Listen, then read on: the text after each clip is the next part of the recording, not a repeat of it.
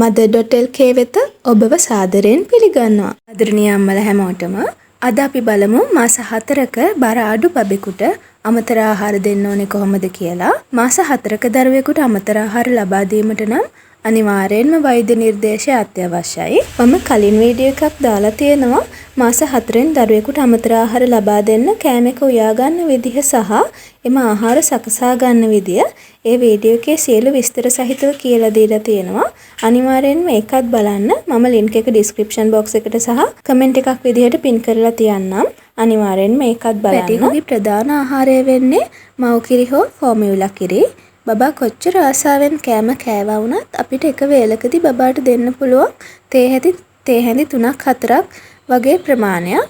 මොකද තවම වර්ධන වෙමින් පවතින ආහාර මාර්ග පද්ධතියක් තියෙන නිසා බබාට ගොඩක් ආහාර එකවර දීමේදී ගැටලු ඇති වෙන්න පුළුවන්. විශේෂයෙන්ම බබාට කක්ක කරන්න අමාරු වෙන්න පුළුවන්. ඒ වගේම තමයි අපිට මාස 4ේදී මස් මාළු තෙල් බටර් සහ සමහර පලා වර්ග එකවරම පැටියෙකුට දෙන්න බෑ. අපිට මාස 4ේදී කරන්න පුළුවන් ආහාර හඳුන්වා දීගෙන යාමක් පමණයි. එතනදී ලොකුවට බර වැඩිවීමක් අපේක්ෂාවෙන් ආහාර ලබා දෙන්න යන්න එපා. අපේ චූටි පැටියට කිසිම සංකූලතාවයක් බඩේ අමාරුවක් ඇති නොවන විදිහට අපි මාස 5 වෙනකම්ම බොහොම හිමින් යමු. අම්මලා කොහොමත් කැමති නෑනේ පැටියෙකුට පොඩි හරි රිදවීමක් වෙනවට. මාස 5 වෙනකොට අපි සියලු ආහාර හඳුන්වලා දීලා තියෙන නිසා එතන ඉඳන් බර වැඩි කරගන්න පුළුවන්. ඉතින් ඒ නිසා බබාට ආහාර එපා වීමක් නොවන විදිහට බොහොම පරිස්සමින් බොහොම ඉවසීමෙන් පිරිසිදුව අපි පැටවුන්ට ආහාර ලබා දෙන විදිහ බලමු. අපි දරුවට හඳුන්වා දෙන සෑම ආහාරයක්ම දවස් 3ක් එක දිගට ආසාත්මිකතාවයන් පරීක්ෂා කරන්න ඕනේ. ඒ වගේම බබාට ආහාර දීමෙන් පසු වතුර දෙන්න එපා.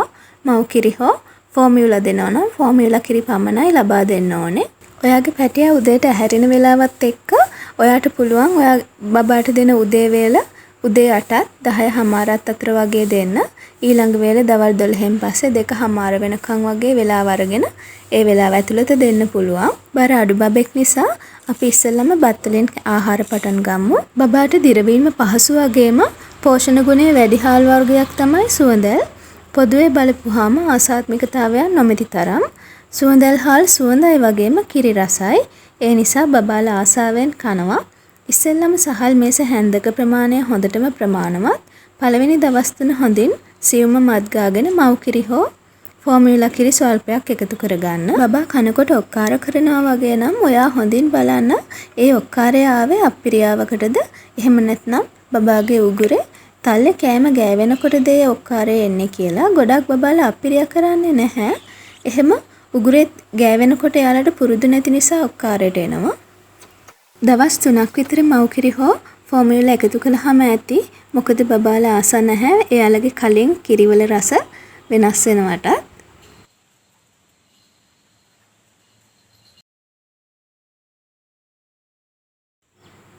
අපි ඊළඟ දවස් 3 පළමු වේල බත් ලබා දෙනවා කිරි එකතු කරන්නේ නැතිව.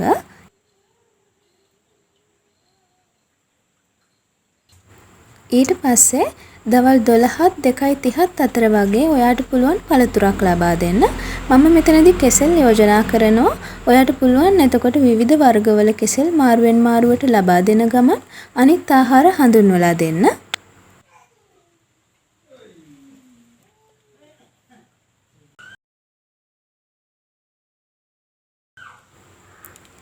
හත්වෙනි 8වෙනි සහ 9වෙනි දවස් 3 අපි බත් මේස හැන්දකට පරිප්පු තේ හැන්දක් පමණ එකතු කරලා උයා ගමු.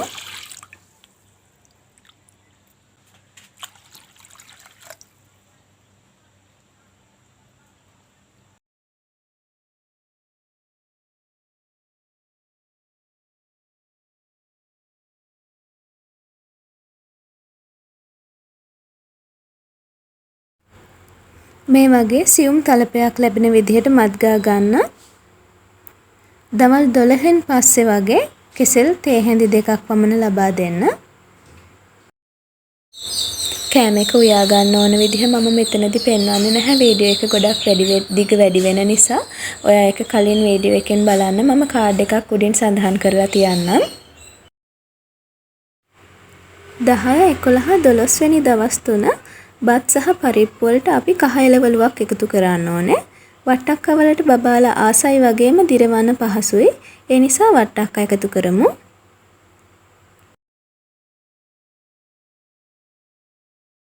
දවල් වේලට වෙනත් වර්ගයක කෙසෙල් වර්ගයක් ඔයාට එකතු කරන්න පුළුවන්.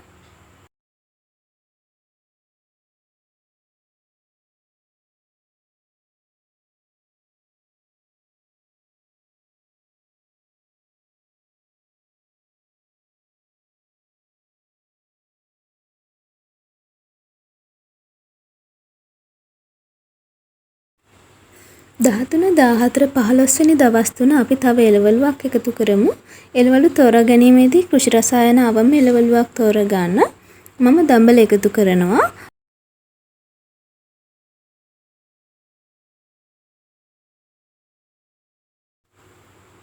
හොඳින් ඉදෙන්න ඕන නිසා වතුර නටන වෙලාවෙදී එකතු කරන්න. දඹල අමු වගේ වුණොත් දිරවන්න අපහසු වෙන්න පුළුවන්. මේ විදියට පියන යම්තම් මැරලා තමයි අපි උයාගන්නේ. මම කලින් වීඩියෝ එකේ කියලා දීලා තියෙනවා. අනිවාර්යෙන් මේක බලන්න. ඒක බලලා හරි විදිහටම බබාට කෑම ටික උයන්න.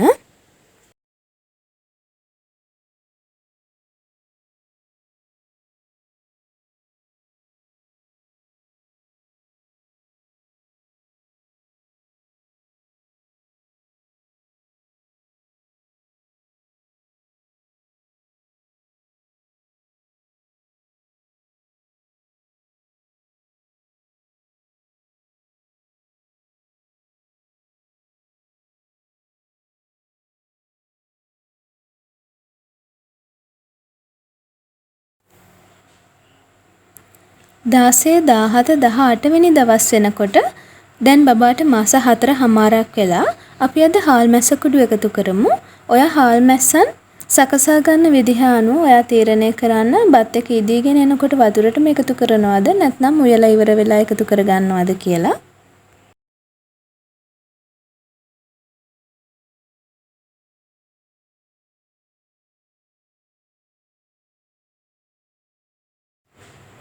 දහනමය 20 21 දවස් අද අපි බබාට පලා වර්ගයක් එකතු කරමු. මම ගොටකොළ එකතු කරනවා. ඔයාට පුළුවන් මුරුංගා කොළ පවුඩර් හෝ මුකුණු වෙන කොළ එකතු කරගන්න.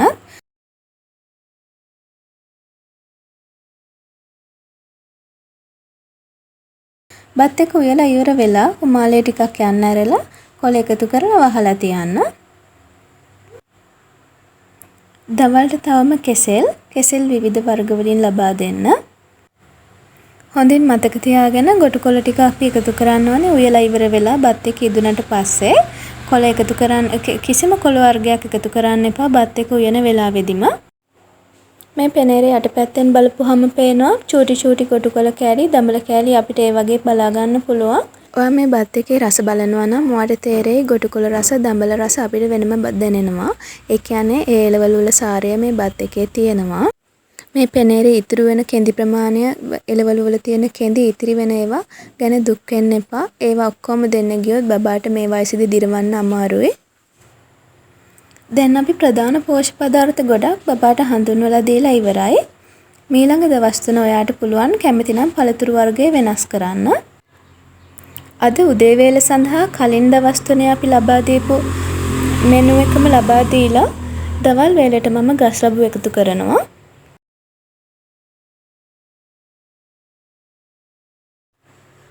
25, 26 සහ 27 වෙනි දවස් වෙනකොට අපිට පුළුවන් බබාට බටර් එකතු කරන්න. ප්‍රමාණය වැඩි කරන්න ඕනේ ඉතාමත් හිමින් බබා පුරුදු වෙනකම්. ඔයාට මේ දවස්වලදී දැනෙයි බබාගේ කක්කවල තෙල් ගතියක් වගේ. එයා තාම පුරුදු වෙන නිසා ඒක ටික ටික හරියනවා. බත් එක උයලා ඉවර වෙලා ගොටකොළ එකතු කරලා තැම්බෙන්න ඇරලා අපි මත් ගන්න වෙලාවට තමයි බටර් එකතු කරගන්න ඕනේ. කිසිම වෙලාවක බටර් එකතු කරන්න එපා උයන්න කලින්. බත් එක ඉදෙන්න කලින් බටර් එකතු කරන්න. අනිවාර්යෙන්ම බටර් එකතු කරනකොට අපි මත් ගන්න වෙලාවෙදි තමයි එකතු කරගන්න ඕනේ. හරි. දැන් ඔයාලට පුළුවන් ඉදිරි දවස්වලට අලුත් එළවලු එකතු කරමින් සහ වෙනත් ආහාර ආදේශ කරමින් මීල් ප්ලෑන් එකක් හදාගන්න. විශේෂ දෙයක් තියෙනවා. අපි එක වේලකදී ලබා දෙන්න ඕන එක කහ එළවලුවක් පමණයි. කැරට් නම් කැරට් විතරයි, වට්ටක්ක නම් වට්ටක්ක විතරයි, කහ බතල නම් කහ බතල විතරයි. ඒ කරුණ විශේෂයි. එක වේලකදී ඒ කියන්නේ උදේට කැරට් එකතු කරොත් අපිට පුළුවන් දවල්ට වට්ටක්ක එකතු කරන්න. ඒ වගේ එක වේලකදී එක කහ එළවලුවක් එකතු කරන්න. එකම වේලට කහ එළවලු 2-3 එකතු කරන්න යන්න එපා. ඉතින් මම හිතනවා ඔයාට අද මේ වීඩියෝ එක වැදගත් වෙන්න ඇති කියලා. මොනවා හරි ප්‍රශ්නයක් තියෙනවා නම් යටින් කමෙන්ට් කරන්න මම උත්තර දෙන්නම්. ඉතින් එහෙමනම් channel එකත් subscribe කරලා තියාගන්න. like එකක් දාන්න යන්න. වීඩියෝ එක වැදගත් කියලා හිතෙනවා නම් share කරන්නත් අමතක කරන්න එපා. ඔයාලගේ වටිනා අදහස් පහලින් කමෙන්ට් කරන්න යන්න. ඉදිරි වීඩියෝ එකකින් නැවත හමු වෙනකම් ඔයාලා හැමෝටම සුබ දවසක්.